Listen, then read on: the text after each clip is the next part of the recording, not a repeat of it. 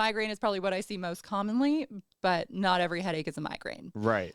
So you have to kind of figure out, headache is just a symptom. You have to figure out what it is that's causing it so you can be able to treat it appropriately. Gotcha. And how are headaches different from like pain I would feel like in my arm or in my leg? Yeah, that's a great question. So there's a lot of different types of pain.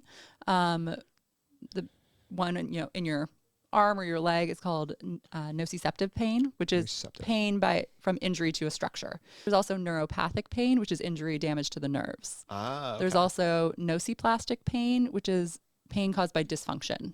So nociceptive, nociplastic is the third one you just mentioned. Yeah, right? Nociceptive, neuropathic, and nociplastic. And that's caused by dysfunction somewhere along the pain system. And that's where a lot of migraines, fibromyalgia, those type of things that don't have they don't have something that we can point to and say that's where your pain is coming from. Right. It's kind of somewhere along the pathway. It's more of a problem with function rather than structure or direct damage or injury.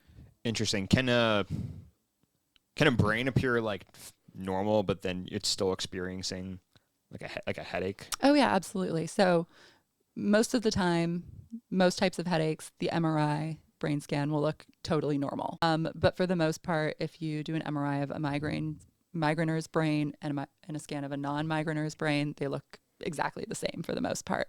Patients with migraine, but for the most part, standard MRI looks totally normal. So I want to get an MRI to make sure nothing's wrong. And I usually don't recommend getting imaging unless the headaches are worsening, changing, progressing in some way.